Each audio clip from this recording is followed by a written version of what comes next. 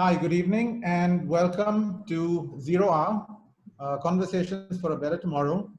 Thank you so much, Megha and Abhijit, for sparing the time and agreeing to spend this hour in exploration of who knows what. That's the beauty of the Zero Hour. The topic, yes, of course, I'll try and set some outlines, but we're free to go where we want. Thank you all of you who have logged on to listen to the three of us have a little chat and share and learn. I'd like to begin by introducing, I know both panelists are really well known, but it is both my duty and my privilege to introduce them. And let me begin by introducing Megha. So Megha is a powerhouse of creative energy in the media and entertainment space. She's worked in senior positions in Star India, in Turner, in HBO, and a host of other companies. And currently, she's the managing director of Discovery Communications India. She has consistently won awards and recognition through her career, including being named Woman of the Decade in Media by the World Economic Forum in 2018. She also serves on the ManCom of the International Advertising Association India chapter and is a volunteer at the Isha Foundation. Above all, what I found most intriguing when I had a chat with her is how big a people's person she is. And she's also very vocal on how easy it is to pay lip service to being a people first person or organization and how difficult it is to put that talk into action. I found it interesting that she shared a little nugget that there is a people and culture team and not just an HR team at Discovery. And we look forward to learning a lot more of how she made that happen and how she's grown and built the culture at Discovery and other organizations she's led. Coming to Abhijit, he is a talent management expert par excellence and a wonderful, wonderful people's person too. But he's also a teacher and a trainer and a keynote speaker and a podcaster and a coach, truly a friend, philosopher, and guide to so many people whose lives he has touched. On his journey to setting up Abhijit Bhaduri and Associates, he has passed through the hallway of companies like Tata Steel. He began his career, and then Colgate, PepsiCo, Microsoft, Wipro, and a few others that I have left out. So that brings us to one really, really simple thing that binds these two wonderful people together, which is their love for people and talent and culture. And that's what I'd love today's session to be about, not limited to, but definitely about. And when I look at people, Abhijit and Megha, I'm looking at it, of course, in an organizational context, but not just in an organizational context. I'm looking at people in a family context, in a community context, in a country context. And culture, I believe, is the thread that stitches all of this together. Every family has a culture. Every country has a culture. And of course, every organization has a culture. I've been hosting since week one of lockdown something called the Creative Sandbox, where I talk to senior communicators to quote unquote bring the outside in, to learn from them, which is how I have come to both of you to learn from you today. And one of the early learnings that has held true week after week is that culture, I believe, will be at the epicenter of helping us navigate through these times. And EPI was an acronym for Engage, E, Protect, P, and Inspire, I. So as communicators and leaders, again and again, I kept hearing from my friends, peers, and colleagues in the industry that our job was to ensure that communications was either engaging, towards protecting, or inspiring. And all of that is where culture came into the picture. But now, with all that gyan behind me, I'll cut to a real challenge I faced. Like this morning, I had a session with all the new joinees in my own firm in the last 3 months. And I really struggled to connect with them in a meaningful way. Abhijit, you and I were having a chat, and you said context and nuance gets lost on these screens. Those side conversations, those exchanges of a glance or just a sense of how you're connecting or not is lost. And all the markers of culture in the way that we as leaders have built them, the offsite, the after party, and all those moments where teams bond and come together, for a while at least, seem to be on hold. So with that setting, maybe I can open the first conversation up to you, Abhijit. What's your take on how we can overcome the screen, the boxes that the screen put us into, and still build culture? Yeah, sure. So thanks, Nikhil. So I think what really happens is that when we try to take, our practices from, what happens in real life and transfer it directly onto the screen, a lot of it gets really warped. And the reason for that is, each medium is different. In fact, a simple way to look at it is, when cinema first happened, in the early 30s, 1930 and all, a lot of it was done as if it's a camera which is put in front of a stage.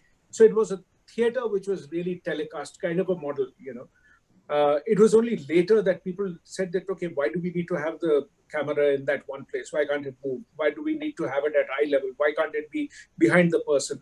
The grammar of that evolved. So I think when we look at what's happening on, on the calls today, a lot of it is we've just taken the practice. So if we were teaching in the classroom, we have once again, just simply stood in front of the camera and started to, speak. That's not very conducive because, a lot of the nuances, as you rightly mentioned, those get lost. So I think one way to think about culture is to really look at it as something that you would do without somebody prompting you to do, which is, it is a collective agreement we have of behaving in a certain way. And it sort of changes, so the way you behave in the family, Indians have a certain way of behaving. Every organization has a certain unwritten code. But the lowest common denominator that everybody accepts and adheres to is actually the culture. So, one of the ways to sort of really think about it is how do you create the context? The content remains unchanged. So if you say that we believe in integrity, I mean, that may remain unchanged. But how do you sort of engage, maybe online, offline, and a combination of that has to be created before, it really becomes part of that muscle memory of the organization. So I think that's really the first way to think about it. Think about it like really, it's a new medium. So if Facebook comes in, you don't use the language of, let's say, WhatsApp on Facebook. It doesn't work. You don't use the print medium in video, not the video medium in print. I mean, durations are different. The way you engage with the audience is different. Everything is different. So you have to really think about it in that fashion. Thanks, Abhijit.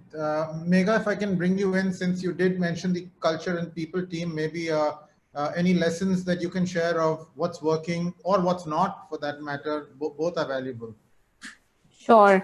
Well, thanks so much, Nikhil, and lovely to meet you, Abhijit, as well. But I just want to sort of caution everybody that I am having a bad day with my network today. So if I keep dropping off on and off, I'm sorry, that'll be a bit of an embarrassing experience, but such is life, right? Look at the bright side, Megha. You missed the introduction where I normally embarrass people about saying wonderful things about them. So you didn't have to endure that. That's true. So, or maybe actually that's the part I would have liked to hear. Okay. But thanks so much. I think, yes, I think we all know this is very different times for everybody. And, I think the usage of the word unprecedented has been, it's been highly used in every conversation. And the thing about unprecedented time is, the word as it explains that it's never been done before. It's never been experienced before. So there is no reference point, every time in life when you go through, ups and downs, there are reference points you have, okay, maybe in this time it had happened, history has taught you something, geography has taught you something. But the fact is that this is so new to everybody that there is no black book which has the rules written where you can refer to and learn from the experiences. So all of us are going to be learning from these times. And that's, I think, in a way, all of us need to acknowledge and accept this is new, but it's fine. We'll all come out of it, and this too shall pass. And hopefully we will be a generation who would have created a black book for maybe, God forbid, this ever to happen again. But that's what all of us, it becomes our moral responsibility to do the right thing, right? So in that environment, like you mentioned, Discovery itself has a very, our HR division is in fact called People and Culture, which just highlights the fact that people is the culture of the company, and that's an integral part of the organization.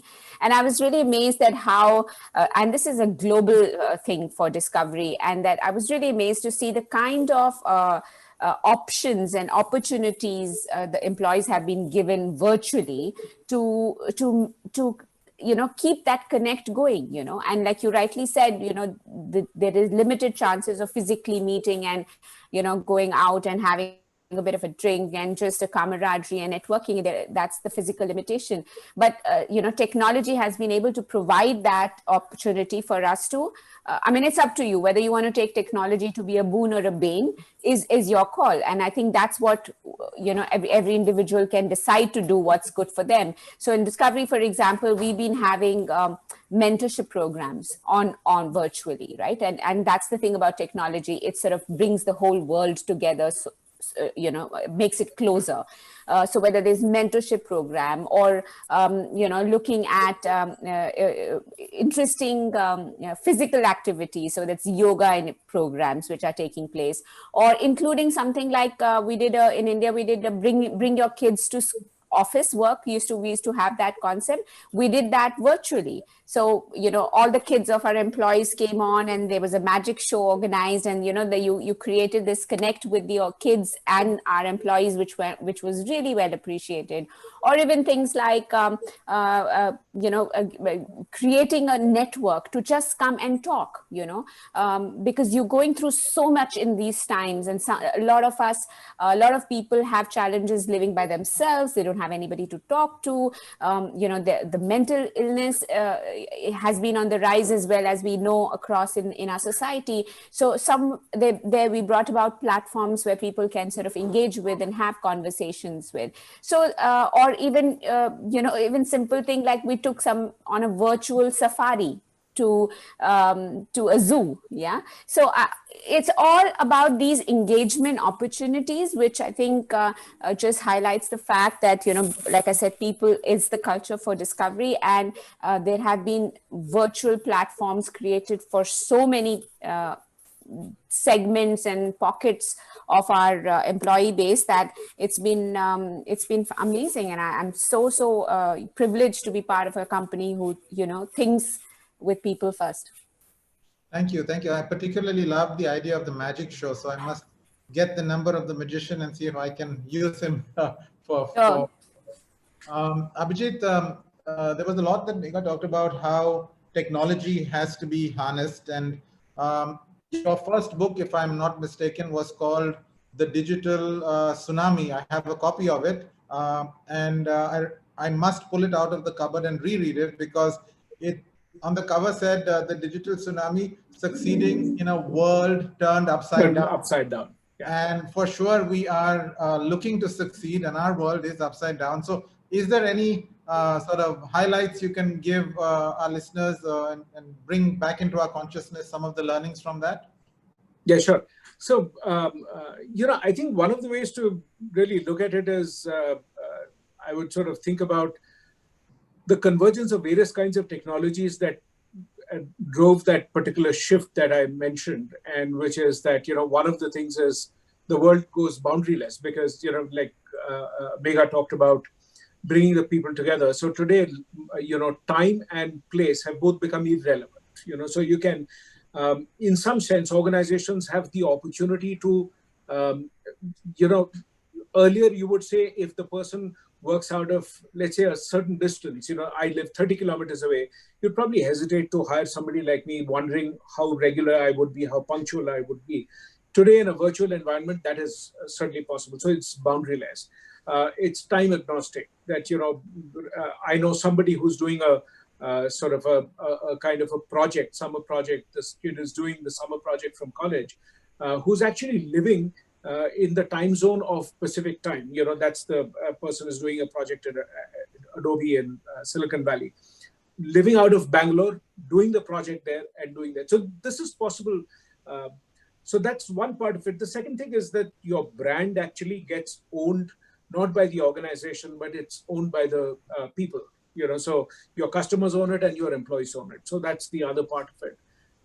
The third element, which is there, is that, you know, it's really about how you leverage data to build your insights and enhance value. But one other additional dimension that I want to sort of talk about, that's really from, you know, the last book, the one I'm writing right now, just about the final stages, is called Dreamers and Unicorns, which is really saying that there's one other element, that the importance of intangible things actually shoots up dramatically. Earlier, you know, the value of an organization happened to be in the tangible things. So it would be the building, the machinery and all that. Today, it's intangible things like the leadership team, the talent that you have, the culture that you have, the design, patents, intellectual property, the network that you have, all the things which you can't really count and touch and feel. All that has become the driver of value. In fact, McKinsey talks about that being 61% of you know, the value of an organization. So this entire thing comes in. I just want to end with one caveat. I want to sort of throw that in, which is, you started off by saying that, you know, there's this whole awkwardness of what do you do with that onboarding that, Nikhil, you mentioned.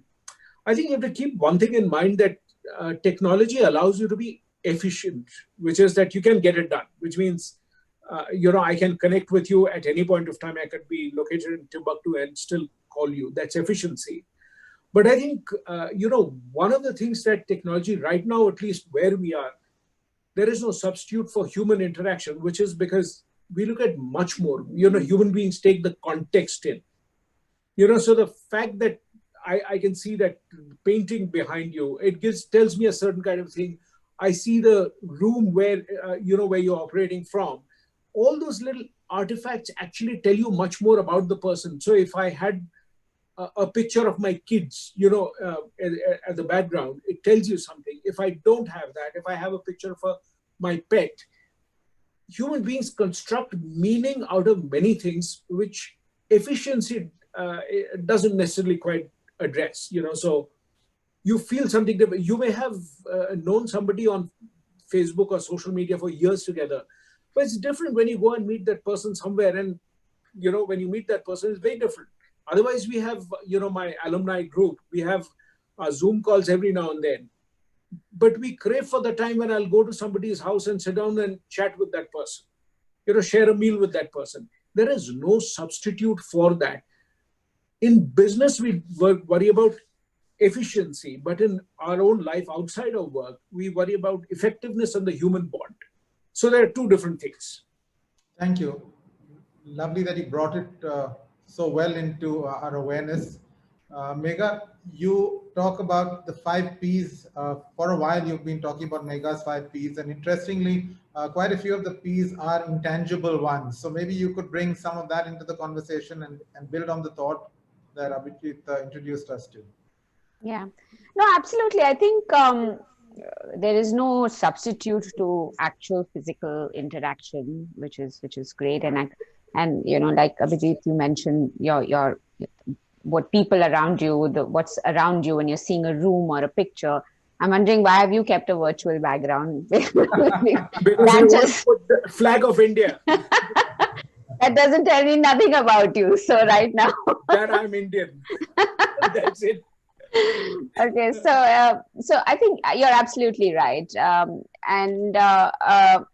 But the reality is that, you know, it is what it is, right? We are dealing with it, and we have to find solutions in making this situation work. I've always been a glass half full kind of a person. So that's one of my P's, which is positive attitude. So, you know, I think that's really how we got to look at life and find opportunities and solutions in these challenges.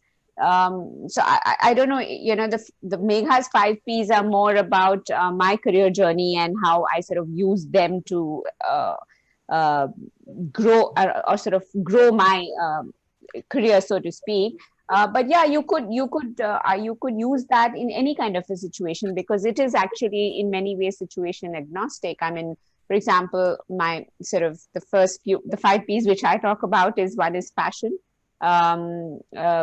which is something, if you really need to be passionate about something, which means if you're passionate about even in this environment, you will find solutions. If I could ask you, can you please actually share that story? Because I promised people a peek into the person and not too much advice. So Okay. a lot of people, I think, would love to hear your story. I would. So, Okay. All right.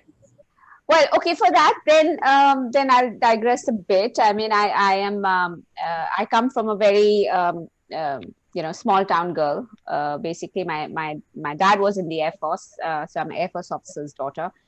So service background child, traveled all around the country, 2 to 3 years. Me and my sister and our family. So I think that was at that time, of course, that was a big, we used to fight with our parents, like every 3 years, you're making us move, change school, change friends, and all of that. But I think in hindsight, that created a foundation of my ability to be more malleable and, adjustable to people and culture around the country. And I think that really played out well in hindsight, of course. But over the 30 odd years of my being in the media and entertainment industry now, I think the key things which I have sort of used as my rule book, so to speak, which I use that as a prism for me and has helped me grow. Now I sort of colloquially call it as Megha's 5 Ps. Because generally in marketing world, and when you read Philip Kotler, then you get to see the 4 Ps of marketing. So my Megha's 5 Ps are, starting number 1 is passion. So to me, passion is the bedrock of everything, right? If you are passionate and about of whatever you do, everything else follows. So the moment you put that you got to love what you do, frankly, and that to me is the core of existence, and whether it's professionally or personally. So I think I am a big propagator of passion, because that's been my mantra. And it has proven sort of complete success to me, based on, because I've loved every job I've done. It has its ups and downs, but passion is what drove me. So that's number 1 for me, and that's something I propagate to everybody. Follow your passion. The second P, I would say, is prioritization. To me, that is very, very important. We've got lots to do, right? But we have only 24 hours in the day, and that ain't changing, right? So if there is limited time and a lot to do, how the hell are you going to be able to make everything happen unless you don't prioritize? So you have to be able to identify what's important at a particular cycle of your life. What is priority for me today may not have been my priority 10 years ago, and your priority and my priorities could be different. So there is no one standardized guideline on priority. Each prioritization needs to be defined by yourself. So for example, in my earlier years, when I was growing, when my kids were young, I had to make decisions at that time. I had to prioritize. Sometimes I have been to a client meeting, which was at that time very important, at the cost of missing my child's sports day. Yeah? But at the same time, I have also I have missed a very important client meeting because it was very important for my child to see me in her annual day function, right? So, how do you sort of balance that? Has to be your individual decision, and that's prioritization. In life, you've got to be able to prioritize. So that's number 2. Number 3 would be, and something, Nikhil, you will be happy, is what I call is the PR, right? Okay. I think. Why do you think I asked you the question? How often do you get a CEO saying that public relations is one of our top priorities? It is, for me, it is. And it's the community. Thank you for that. No, seriously. And to me, PR is not just about, in the name what it is, public relations. It's about ability to network with people at an individual level. As an organization, public relations is extremely important and critical as well, in my view. But as an individual, also it's important. And what I mean by that is that ability to lean into multiple organizations and groups, so like-minded people, you learn so much. I'm a big believer in a saying which goes, "Baat karne se baat banti hai."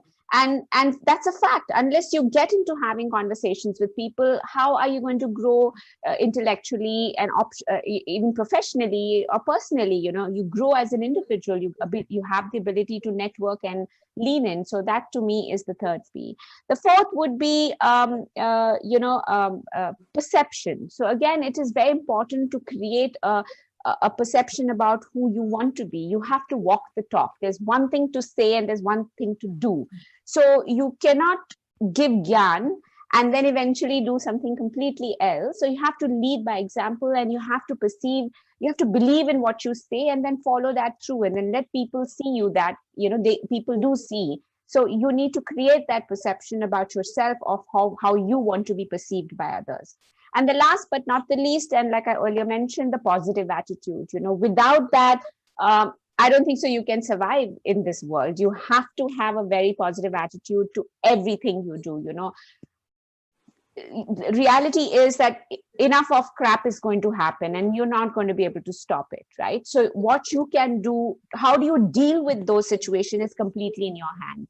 And that to me comes from the way you believe you can find a solution in every problem, and hence that positive attitude always plays up. So those were my 5 Ps, which has always helped me, and I always speak about it very passionately, as you can see. Thank you for sharing that. Fascinating, Megha. I saw Priyanka from our audience raised a hand. So if you have questions, you could put it in the chat or the Q&A box, and then I will get whoever you're addressing it to answer. So while you're doing that, Priyanka, I'm going to bring Abhijit back in on the, he's a consummate content creator, and he's doing so much. And I don't know whether to begin with his new newsletter, which is visual, and the power of visual, but I'm going to bring that in later, Abhijit. I'm dying to know about your experience on the podcast. Okay. Right. What brought you to that doorstep? Okay, let me ask you this way. If I were planning to set up a podcast, what advice would you give me? And therefore for our listeners? Oh, gosh. I had done radio when I was growing up. So, a little bit of a backstory is that my father was in the government as well, pretty much like Megha. So, my father was in the railways, which explains one-track mind.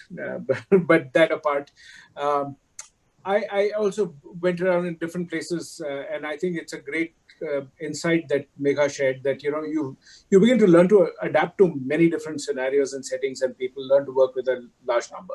So I had done an opportunity to do a lot of work with radio as I was growing up in school, college, all of that, and did a lot of writing. So eventually, I think those things stayed with me. One of the things that I believe is that when you try to do something which doesn't have an immediate payback, so a lot of times we tend to do something which is going to give you an immediate return. A lot of times people say, so what? What will I get out of this? Many a times that, what you get out of this happens much later, and it's sometimes very hard to see the connection, but podcasting is one such thing. I wanted to talk about, talent management, and which is how the podcast was created. And I was noticing a shift in people's career journeys, so I kind of thought that a lot of these journeys are changing. Instead of having a career which is straight path from point A to point B, you join, like my father joined the railways and retired from the railways. I've, of course, been in HR, but I've worked through many different organizations, and now I'm an entrepreneur. So a little bit of a change. But now as an entrepreneur, when I look at where life is going today, I think, organizations are living for like some 15 odd years, the Standard & Poor index, companies survive that long. And then human beings, the World Economic Forum talks about, 100-year life. Linda Grattan talks about 100-year life.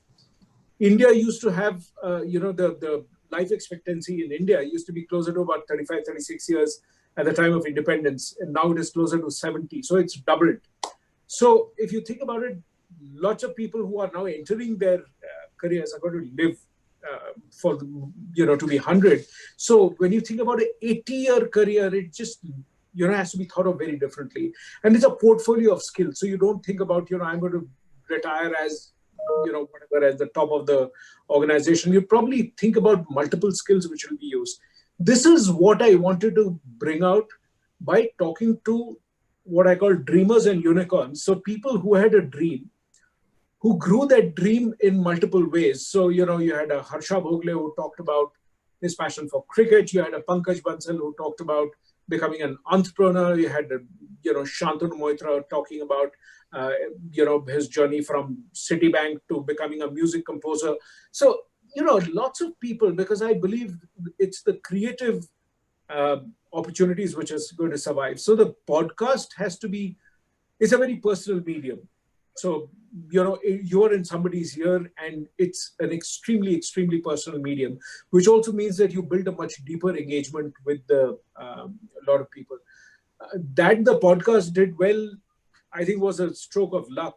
But I also think that it was a question of, it's probably a question that a lot of people have wondered, what do I do with my career? Because you make choices at a time you hardly know anything about the world, and it keeps changing. So we expect somebody in class 9 or 10 to, choose science, arts, commerce. I mean, I just picked something at random. I didn't even know. And I picked commerce because it just seemed to be the least threatening. And then when I did it, I realized I didn't like it. So, I kept shifting through various things until you discover your passion. How do you make sense of that? Is there something that we can think about? So like we had Joshua Karthik, he spoke about photography. He's a guy who went to XLRI, went to, work at Asian Paints, and then started his life as a celeb photographer and runs one of the biggest, photography shops. So, you had people who are entrepreneurs, employees, everything, a wide variety of people talking about different models. And the idea of the podcast was to just leave people with ideas. That's it. So that's really what it was all about.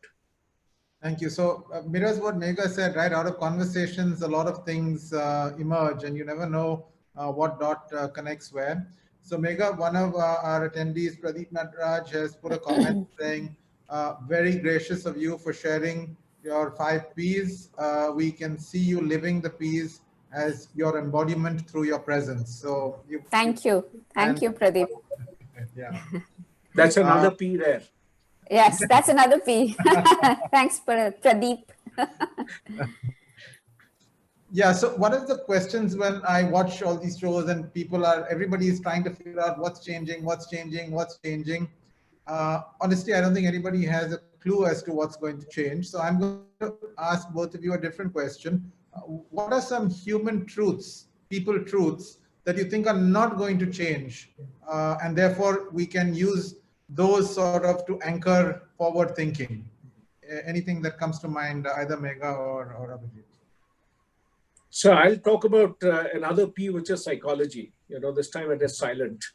So I think the ability to understand yourself and the ability to understand others, it has defined success, because you don't work in isolation. You work with other people.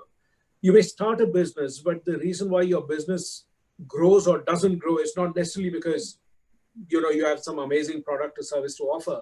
Most of the times, if you think about the people who do well, are people who really can work with a wide variety of people. So the people part of it, another P, which is really, that's going to remain. So I think the ability to get along with people is going to be there. Intellectual horsepower, yes, of course, the amount of complexity you can handle, and also train yourself and reinvent yourself. I mean, that's another aspect. And the third aspect is about the drive that you have, that can you, even though you've reached the top, can you sort of, ambition is really wanting to improve something when there is no need. People around you are happy, but you still want to do it a little better. That's ambition. So, those kind of human traits are going to remain there. And, that's really, at the end of it, that's really what underlines everyone. Unique DNA is just that. So today it is about, using machines to do something, tomorrow will be something else. But what will remain is the way the human being adapts to that scenario. So obviously people who are more adaptable can take those chances, and being able to understand that is, I think, going to continue to remain a big driver of success. Thanks, Abhijit. In fact, as you were speaking, I was reminded of a podcast I listened to on the weekend called Pivot. And yes, both are P's. Huh? Yeah, you got it started on this. Now I'm noticing P's everywhere. Podcast, Pivot.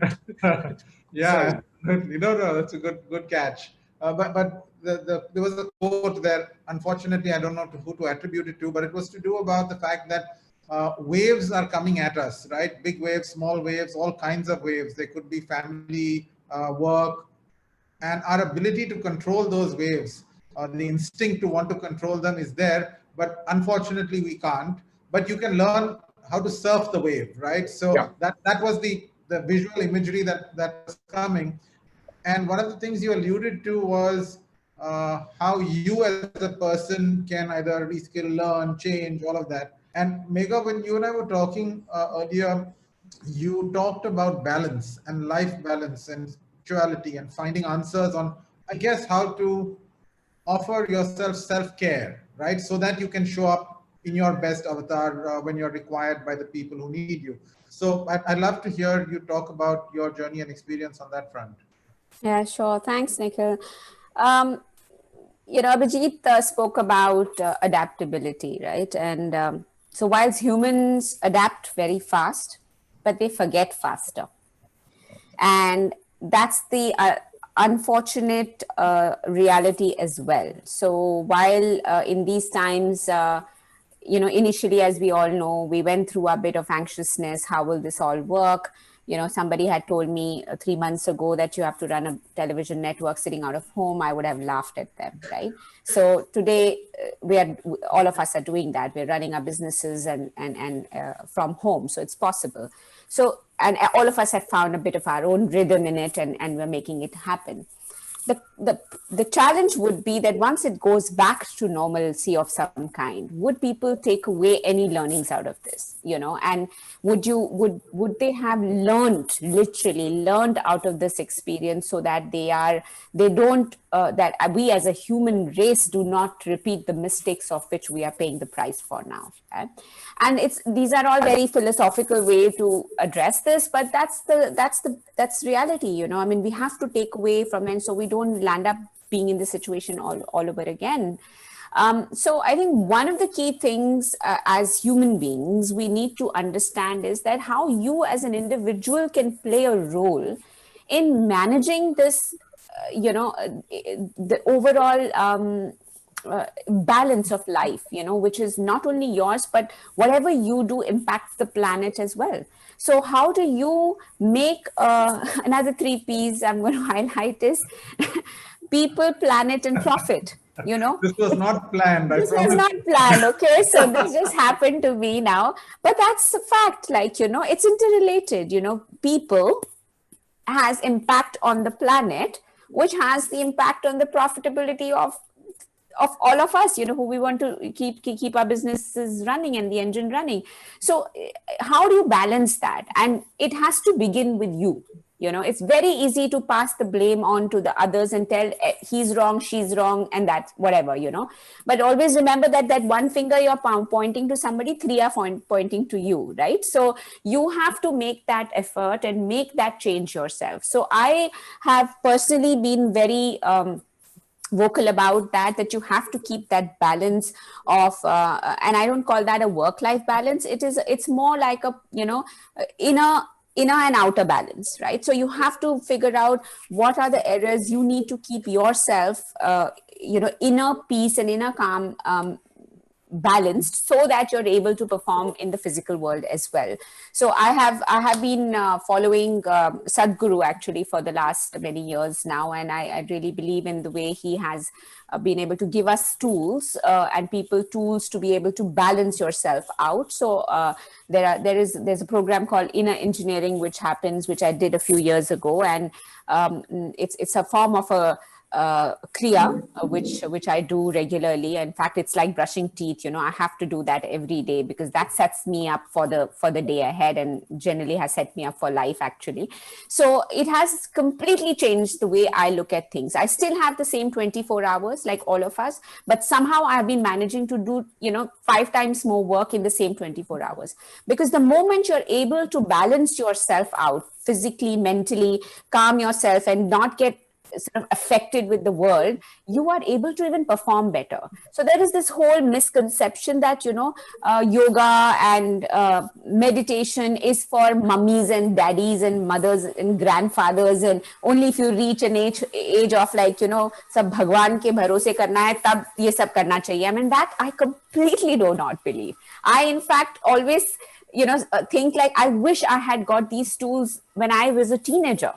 I would have been a far better professional individual by the time I have reached my halfway through my half century through now. So and that's the inculcation I'm giving to my children. I have 2 young girls, 18 and 21-year-old.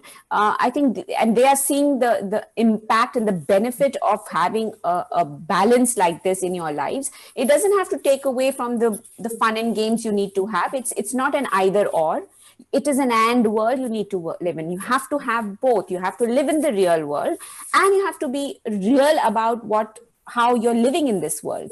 And that's the balance, for me, is an extremely important piece, which I hugely propagate to anybody and everybody, irrespective of the age, social strata, society, and whoever you follow. There is no, you need to have an alternative way of bringing balance into your life. And trust me, I'm a living example of how this can benefit and change your life. So you have to bring that, and that's how you will sort of keep this whole cycle of life in a positive wheel running. So the passion really came through in that answer. You could feel it. Yeah. Abhijit, what's your formula? How do you keep the balance? You've got so many things that you have going. So what's the secret sauce? I think I kind of tend to, if I'm doing something, I don't necessarily look at it from the point of view of a ROI. What's the return I'll get out of it? I just pursue something because I enjoy doing it. I want to learn about it. I mean, and I think being able to try out many different things is something that always fascinated me. So I've just managed to retain that element. So I will periodically try out something. If I read about something and it catches my imagination, I'll sort of immediately pursue that. Everything that I've done, I don't necessarily do it well or anything of that sort, but there are things that I have, my drawing and writing perhaps have been 2 things which I've carried on for years together, decades together, because both of them, take a very long time to improve. I mean, the first 30-40% improvement is very rapid. You kind of see it in a couple of weeks, couple of months, you see that. After that, it just, the index just crawls. So I just like to stay with that, persist with a few of these things which I have done forever, and that I think energizes me. So the work that I do, I just really enjoy doing that, and I bring my, my hobbies or whatever it is. So I experiment with all of that. So to me, it doesn't sound like I'm doing many different things. There is pretty much, in my mind, it's all of it. Integrated all the fun stuff into your work, so it doesn't feel like work, right? No, it really doesn't, because I write and draw and do my work in that model. So it's fun. I have a few questions that have popped up. I'm going to put them out there and let's see who wants to pick it up. This is from Priyanka, and she's asking that in this unprecedented time where many companies are axing jobs or reducing scopes of work, what advice would you give professionals to stay relevant in the industry? And she does qualify that she is from the PR and Corpcom context that she's asking, but I think it's a universally true question. So, and I think in every second side conversation, if it's an honest one, this is a looming threat and fear. Yeah, so I'd love both of you to take a stab at offering up some thoughts on that. Megha, do you want to go first? Sure, Abhijit. Yeah, I know, Nikhil. I mean, this is it's a tough one, yeah, and again it is a harsh reality which is happening not only to our industry, PR, corp, com, media, across sectors, across business categories. You have seen this happen, and I mean, there is no other way to. You can't color it. Okay, it is as stark, it is black and white. It's unfortunate. I don't think so. The only piece of advice I want to sort of then give people who have got impacted with this is that please don't take this personally, and please don't take this as your inability or your professional credibility is at question. I think these are very harsh business decisions which have been taken, and business owners have had to take those not by choice, but had to keep some of those hard decisions taken to keep the business running. But I think, like I said, positive attitude. This is an opportunity to learn. This is an opportunity to add more skills to your profession, opportunity to understand, and do things you have not been able to do in your work world, right? Because you were so busy doing so many things. Maybe this is a chance to balance that out, whether it's spending time more with your family or even adding more skills to yourself. So because the fact is that it will come back, okay, this will pass, and there will be a time, hopefully not far away from here, where the job market will get better, there will be more opportunities, and at that stage, the smart professionals like yourselves will obviously be in need. And in the meantime, if you've added and honed your skills further, it's only going to help you. So I mean, that's the glass half full of sort of advice I can give you, but I know there is it is a tough one.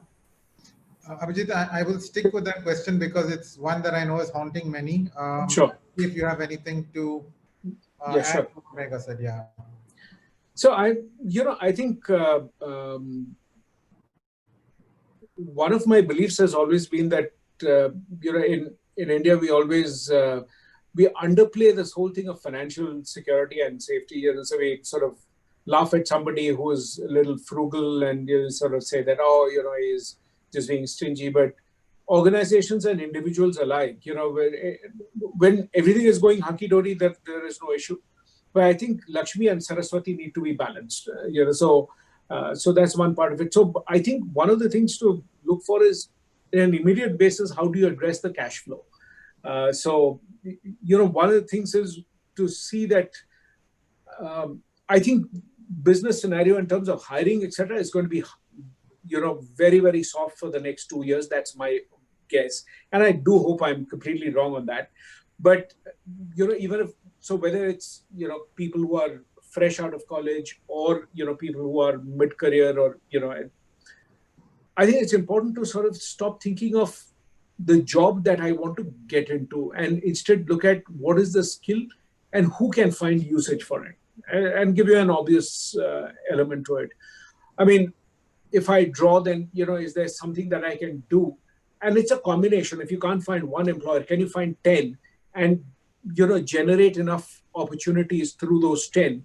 Is probably a better option to think about, rather than to say that, okay, where can I find the job? Because chances are that that's going to take a while, unless you have a lot of liquidity and you can see through and wait it out. It's probably a smarter idea to start doing something right away. So I would be sort of in favor of that. The second thing would be that, what can you do to teach others and get better? There are so many opportunities today that you can do in terms of creating content.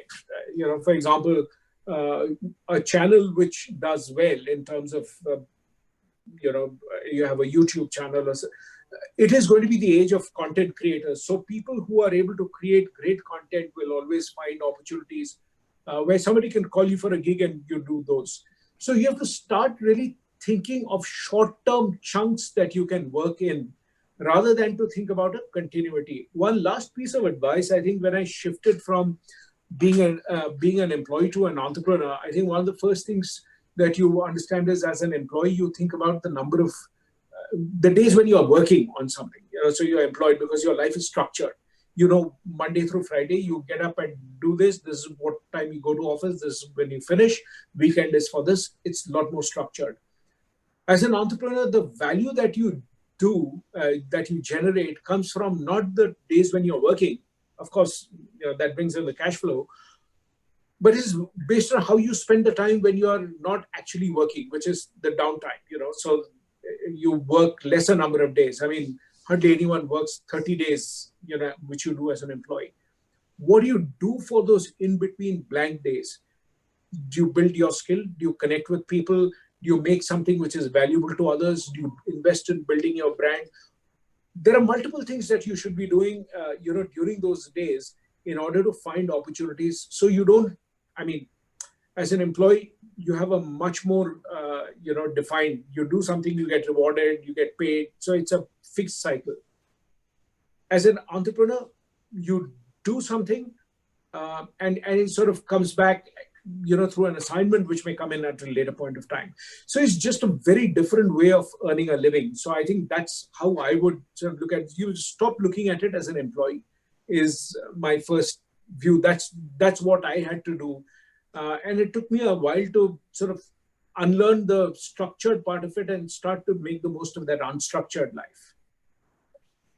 So we're down to our last 10 minutes and there are a few more questions. So let me see in order of who asked them. We've got Nitinder who says the disruptions caused due to the pandemic forced many to relook at the choices made and reevaluating the way they have shaped their current life, work, family time, and the way social interactions took place. Which culture codes do you think existing before the lockdown and when the pandemic hit home have been shaken and are likely to undergo a change? So in essence, what do you think the post-COVID world would look like and what should organizations do to stay ahead of the curve? And this time I'll just ask one of you because there are a few more questions to get to. So Megha? Yeah, absolutely. There will be a different world we enter. I've always, I've been jokingly talking about it. The term BC and AC are going to have a new meaning. The world, when we were used to being called as before crisis and after crisis, really before Corona and after Corona. And there are two different worlds we have to accept. It will be a very different way of functioning when we go back into that normal world. Multiple things could happen. But one of the definite things I see happening is the impact on real estate. I think what this experience has taught us is that it is possible to work out of home, right? Which was obviously a question mark. And I think Abhijit also spoke about that, you would have never thought that somebody living in a small town could be part of a large organization. And today that's a reality. It is possible.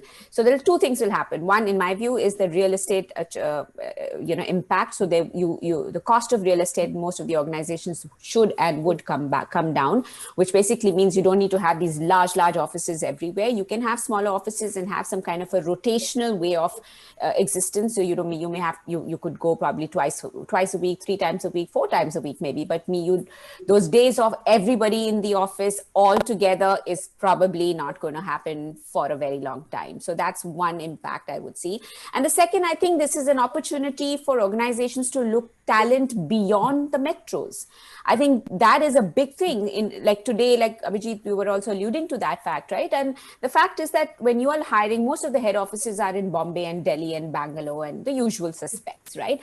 And just one second, I want to bring in a question that's linked to that. And so we can cover that. Lalit Lobo has a 2-part question, but the second part is, have the traits you look for in potential employees changed? And you began to answer that by saying the places you're looking for. It would, yeah, it would. I mean, it's a possibility now. It was something which probably was not such most organizations want to pick up good talent, but the reality is that they would like to have them based in one of the key offices of theirs, whether it's Bombay or Delhi or Bangalore, wherever their big setups are. But there is so much talent we have in our country, and some of them are unable to travel for various own personal reasons. But today that there's a possibility that that talent can be now hired by organizations, even though are in a small town. So, for example, my CFO right now is functioning and very successfully based out of Meerut, because he's originally from Meerut.